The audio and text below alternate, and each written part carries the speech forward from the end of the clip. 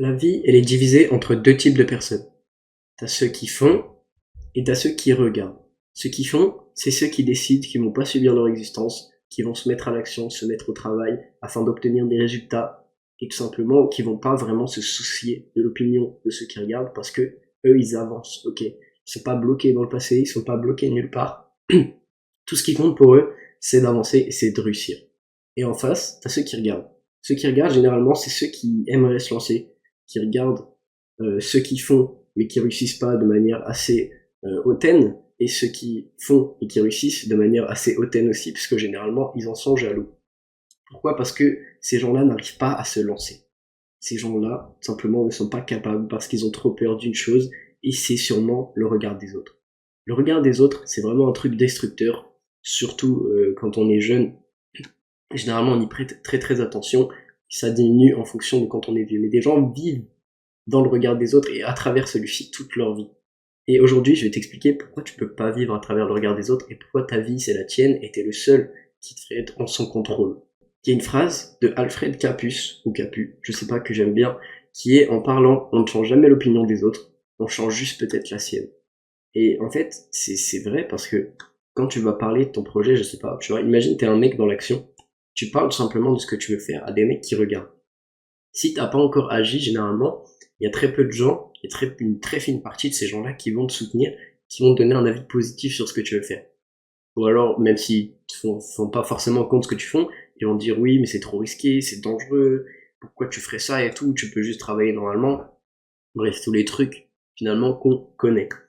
Eh bien, tu vois, tu vas parler, et tu parles aux autres, et ils vont juste te donner des raisons, finalement, de ne pas le faire.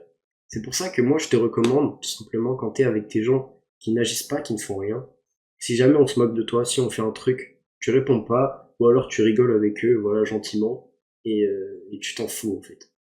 Tu dois t'en foutre de l'opinion des autres, et surtout de l'opinion de ces gens-là, parce que ça sera très rarement constructif. Souvent, c'est juste des haters, des gens qui ne sont pas là pour ton bien, et c'est pour ça que tu dois t'en foutre, parce qu'en fait, ce qui compte, c'est ce qui est à l'intérieur de toi. C'est ta vision à toi, c'est tes envies à toi, c'est où tu trouves ton bonheur, où tu penses que tu vas trouver ton bonheur, et où tu penses que tu vas trouver ta réussite. C'est aussi simple que ça. T'as pas besoin de laisser les autres constamment modifier la manière dont tu vis, parce qu'en fait, si tu vis pour les autres, tu ne vis plus. Parce que, imagine, je sais pas, je vais donner un exemple très simple, hein. Euh, et c'est vrai que j'en suis un peu con. J'ai un pote à moi qui voulait acheter un nouveau PC.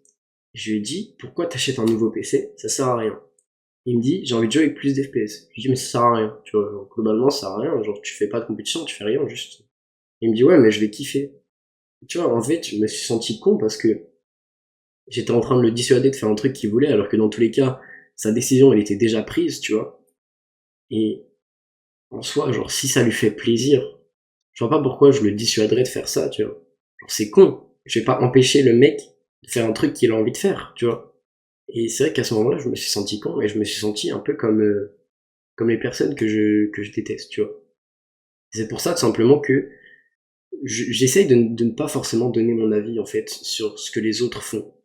Je donne mon avis sur des situations, je donne mon avis sur des faits, des choses, tu vois. Mais je donne pas mon avis sur ce que les gens font parce que c'est jamais, c'est rarement positif en fait. C'est rarement positif et je donne mon avis que si je sais que c'est constructif ou tout simplement que c'est motivant. Et voilà, j'essaye de ne pas jamais été un hater dans l'âme, c'est-à-dire que un truc qui me déplaisait fortement, tu vois, j'ai jamais été vers la personne en mode ouais c'est de la merde, arrête, tu vois. Ou n'importe quoi, tu vois. Et en fait, j'ai toujours essayé d'être constructif dans mes propos. J'ai toujours essayé d'être, tu vois, bienveillant et tout. Et je pense qu'en fait, c'est important et c'est un truc dans le monde manque, dans le monde manque, pardon.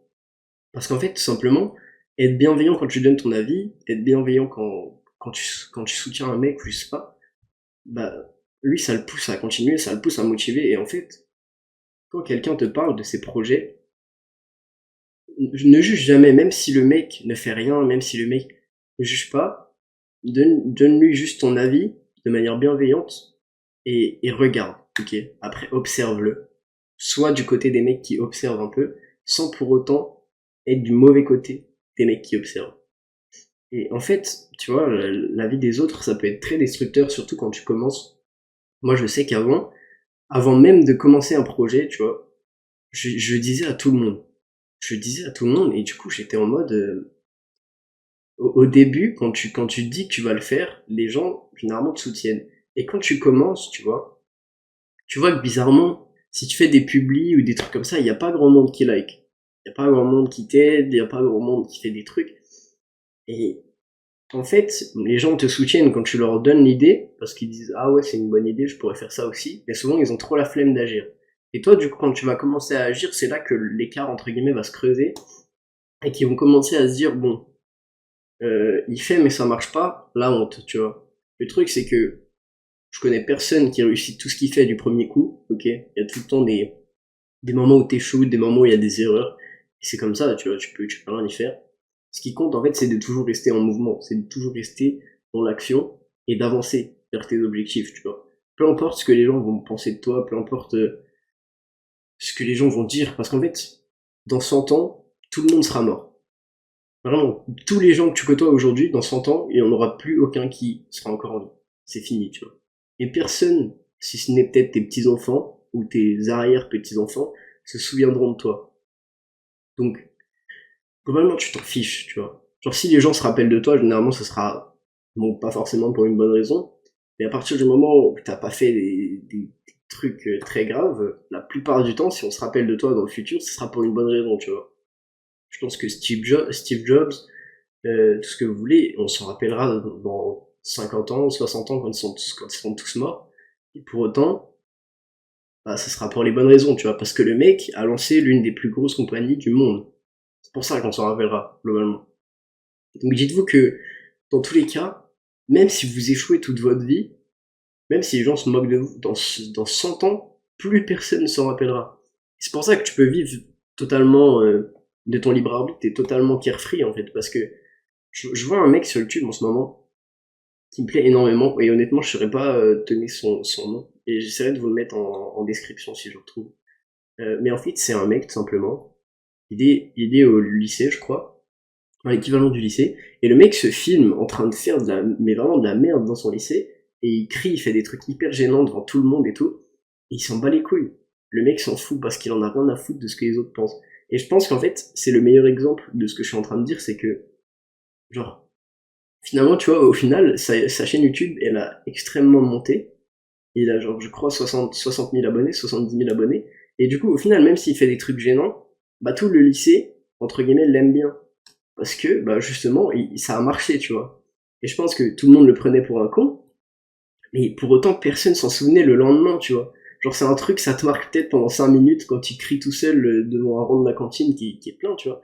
Et pour autant, le lendemain, tout le monde, personne s'en souvenait. Et c'est ça, c'est la plupart des trucs, c'est que, imagine, je sais pas, euh, je prends un exemple tout con, tu vas vers une fille, tu te prends une recale. Le lendemain, elle se souviendra même plus qu'elle a recale. Pourquoi? Parce que la plupart des meufs, des recales, elles en mettent tous les jours, ok? C'est pas comme nous. Nous, à part si t'es un mannequin, un super modèle, généralement tu mets pas des recales tous les jours, tu vois. Et le truc, c'est que c'est pour ça, t'en as rien à foutre. Ou même, genre, si tu vas parler à un mec,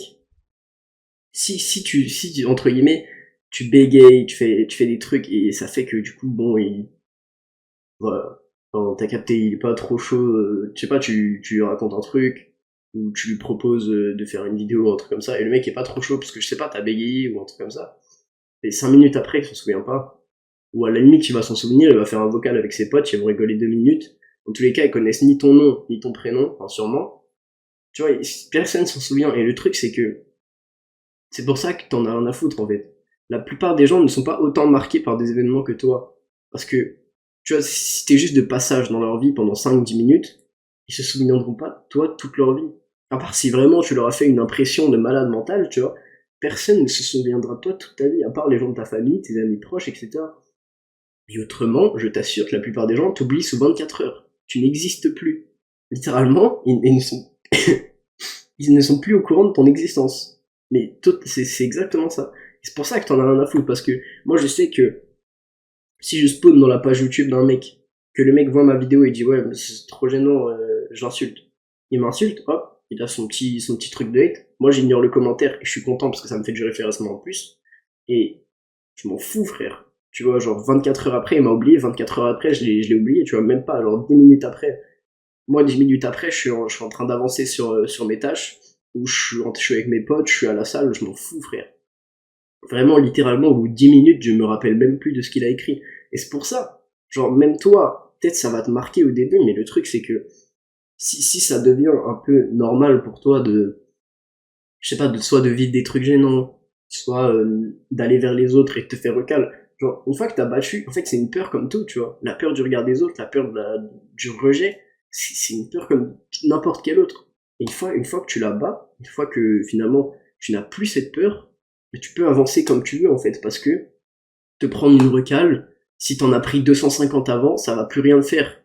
Alors que oui, par contre, si tu prends une recale et que c'est ta première et ta seule que tu vas prendre parce qu'après t'auras trop peur, tu vas te dire oh, mais je vais me faire recale à chaque fois.